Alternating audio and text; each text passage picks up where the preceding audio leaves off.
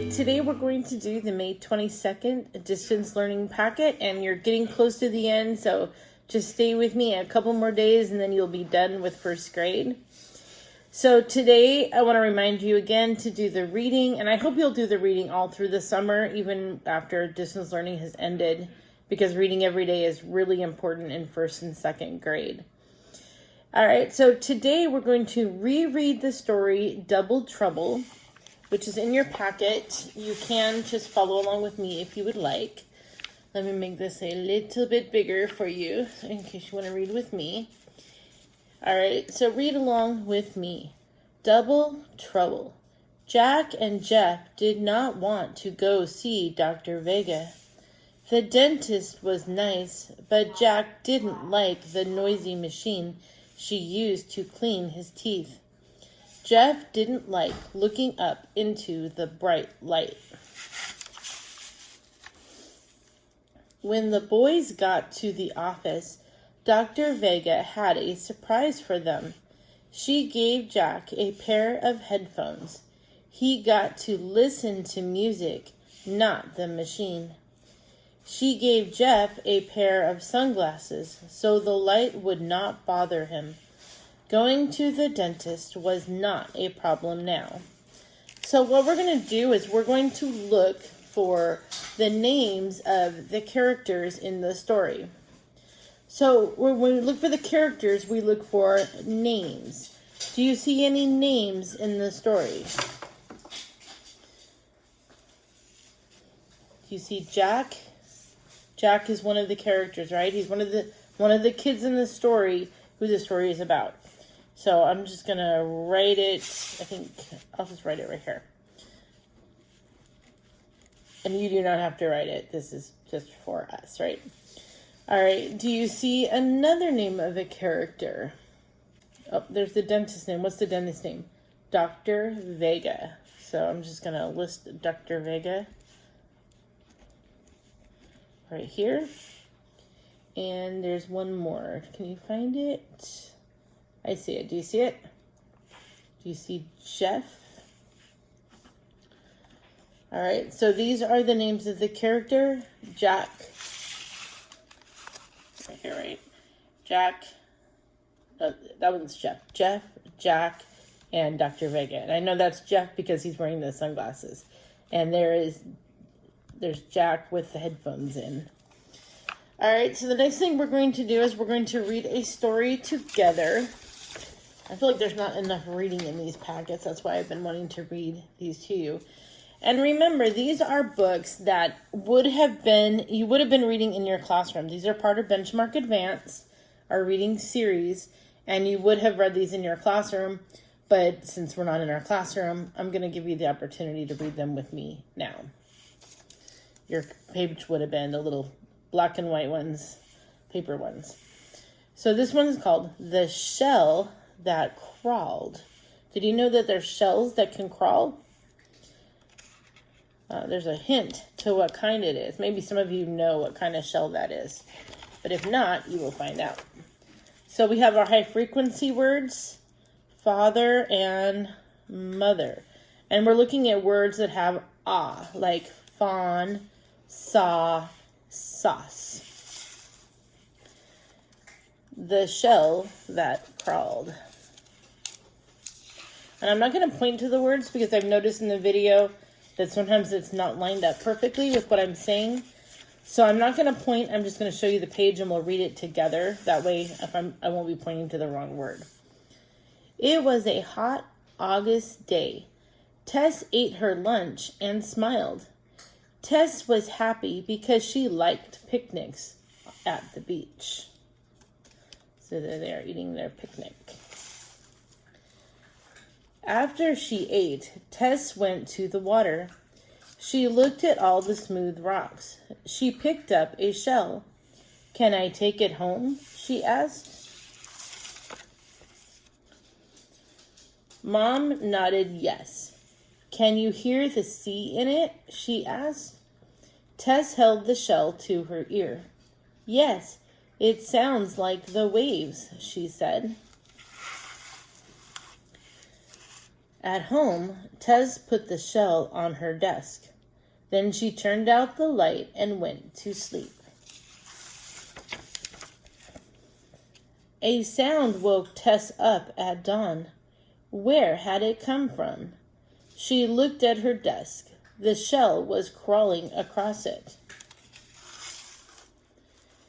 Tess saw two small claws. A hermit crab lived in the shell. Tess felt awful. She ran to Mother and Father. So she's realizing she took the hermit crab away from his home. We must go back to the beach, she cried. A crab lives in the shell. So they took the crab back to its home by the sea. So I like this story, but it does remind me that you should never take things from the beach because you don't know if an animal needs it. It could be something that they need to live. So you don't want to take things from the beach. You can buy things in the souvenir stands that they know are safe, but you would feel terrible if you kept a hermit crab away from his home.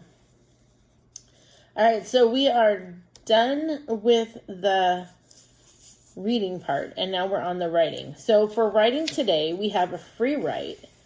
Draw and write about a topic of your choice. So I like the free writes. Sometimes it's hard to think of a topic. That makes it kind of difficult. But when we're home, we're doing things, we could write about that. We could write about things that we miss doing. I think I'm going to write about missing school today because I talked to some of you yesterday and I've been seeing pictures of you on Class Dojo, of you doing your work, and it makes me miss you guys. So I'm going to start with I miss school. Capital letter, don't forget my period. Don't capitalize school unless you're writing the name of the school. If I said Mount Vernon School, I would capitalize the S. But since I'm just writing school, it could be any school, I don't capitalize it. All right, then because I said I miss school, then I should tell maybe some things that I miss about school. I miss seeing my friends. I miss seeing my friends. Right? I bet you miss seeing your friends too. That's one of the best parts of school is getting to see all your friends. And I miss seeing my friends. And I've seen them on Zoom and I've texted them, but it's just not the same. All right. What else do I miss? I miss my class.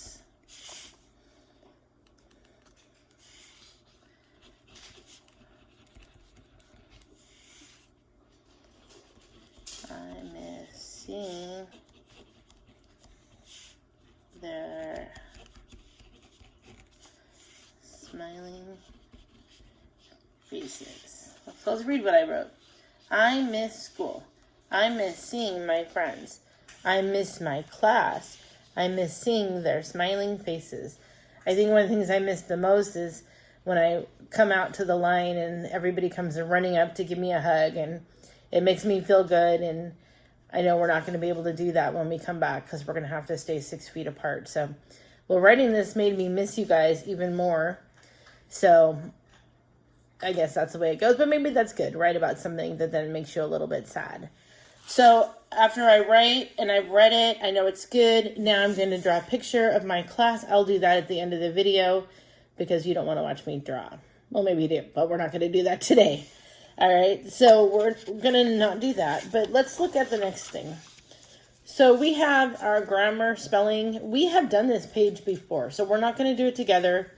You're just taking the words and you're sorting them by IR, UR, ER, and EAR. So you just look for the spelling and then put them in the right place. So you might remember doing this because we did it not that long ago. All right, so we're already ready to move on to math. So I'm glad they're starting to work with 2-digit numbers because we were going to do a lot more of that when school closed, and there hasn't been really any of that in your packet. All right, so when you add using, I like to call it the pencil paper way, using the algorithm, you want to start adding the ones first. And once you get to second grade, you'll see why you want to do that. But start with the ones first. And then after you add the ones, then you're going to add the tens. All right, so it's a good habit to get into. I want you to do it that way. So 1 plus 7. What is 1 plus 7? 1 plus 7 is 8. So I'm going to put an 8 right there. So I add the ones. If I look here, there's no number to add to it. 1 plus nothing would be 1. And what would my sum be? 18, right? 4 plus 3. What is 4 plus 3? 7. So I'm going to put a 7.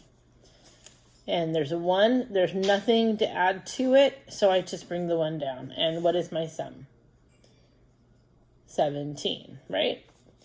Okay, 4 plus 0. What is 4 plus 0? 4. There's no 1 here, but there is a 1 here. So bringing the 1 down, what is our sum? 14, right? 1 plus 8. What is 1 plus 8? 8. 9, right? 9. There's a 1, nothing to add to it. Bring your 1 down. And what is the sum?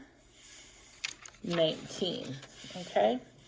6 plus 1. What is 6 plus 1? 6, 7. So I'll put 7. Bring the 1 down. And what do I get? 17. Okay. 2 plus 3. What is 2 plus 3? 3, 4, 5. Okay. I don't know if you can see, I'm doing it quickly with my fingers over here off to the side and bringing the 1 down. And I was able to do it quickly because these are smaller numbers, not like some of the other ones we've done where it takes me a few minutes to count them up. So when you're only adding like 1 on, it's really quick. 6, 7, right? All right, so that's this page. Not too bad, right? And now we have, they say it's a game. I don't know that it's a game so much, but it's practice for our addition. So you need 10 pennies if you have pennies. And again, I have my little counter. Let me grab some of my counters here. It says I need 10 of them. So I need 1. Let me move this over. Okay, so I need 1, 2, 3, 4, 5, 6, 7, 8, 9, 10. So I have 10 counters, okay? Let me zoom this. Oh, always do it the wrong way. Maybe by the last day I won't zoom it the wrong way. All right, so I have my 10. I'm going to move them out of the way for right now. So I'm going to scoot them there. Then you have your game board. This is your game board. I didn't have scissors, so I just ripped it. It's not perfect, but that is okay, right? So this is my game board. And then I have, at the bottom of that, it had numbers. And again, I just ripped these out because I didn't have the scissors. Well, I probably do somewhere, but I don't know. So they're not perfect, but you know, they're ripped out okay. You put these face down. So I'm going to put them face down.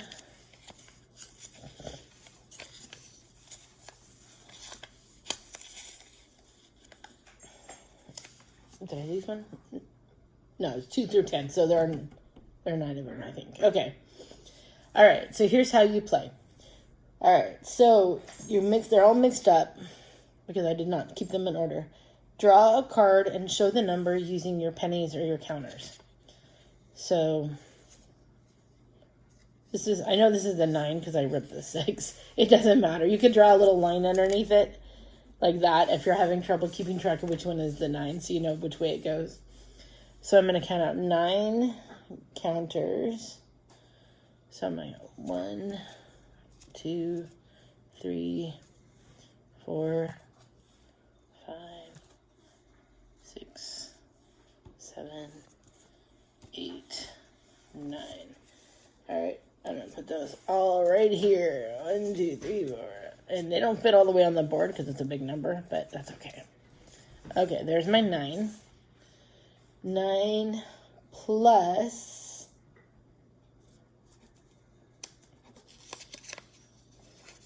4. And you know what? I'm going to need more counters. It says 10, but that's not going to work. So I'm going to get a couple more counters. So now I need 4 counters. So I'm going to go 1, 2, 3, 4.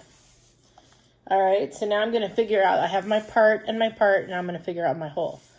1, 2, 3, 4, 5, 6, 7, 8, 9, 10, 11, 12, 13. So 9 plus 4 equals 13.